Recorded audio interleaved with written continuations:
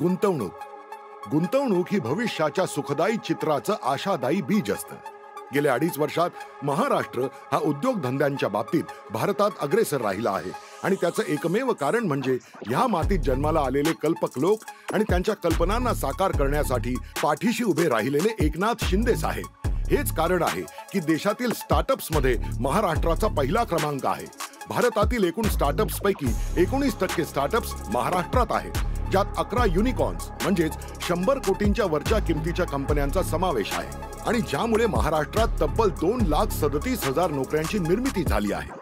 Davos येथे झालेल्या world economic forum येथे माननीय एकनाथजी शिंदे यांच्या नेतृत्वात 5 लाख कोटींचे सामंजस्य करार करण्यात आले।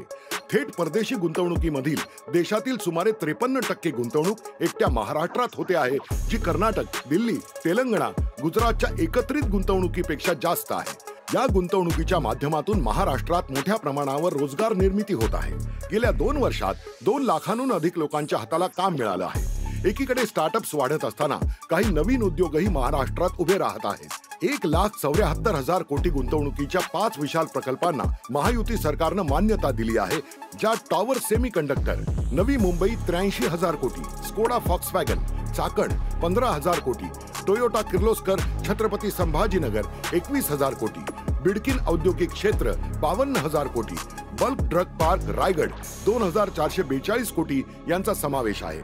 याशिवाय PM Mitra park Amravati, India gems and jewellery park Mahape, electronic manufacturing cluster Pune, leather footwear park आणि cashew park Ratnagiri, Raymond luxury cottons Amravati अशी मोठी औद्योगिक क्षेत्र उभी करण्यात येत आहे। 2023 ते 2028 मधील महायुती सरकारच्या एकात्मिक व शाश्वत वस्त्रोद्योग धोरणाअंतर्गत 5 वर्षात 25,000 कोटी रुपयांची भरीव गुंतवणूक करण्यात येत आहे, ज्यातून 5 लाख रोजगार निर्मितीची खात्री आहे। आतापर्यंत महाराष्ट्रातील 1 लाखांहून अधिक उद्योजकांना अण्णासाहेब पाटील आर्थिक विकास महामंडळ मार्फत 854.28 कोटी रुपयांचं कर्ज देण्यात आलं आहे। माननीय श्री एकनाथ शिंदेजी यांच्या नेतृत्वातील महायुती सरकार महाराष्ट्राला केवळ भारताच्याच नव्हे तर जगाच्या नकाशावर सोन्याचा धूर निघणारं राज्य अशी ओळख मिळवून देण्यासाठी कटिबद्ध आहे। तर चला, येत्या 20 नोव्हेंबरला या दूरदर्शी महायुती सरकारला पुन्हा सत्ता सोपवूया।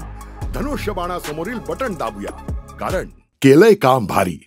आता पुढची तयारी, विकासाचं निशाण, लाडकं धनुष्यबाण।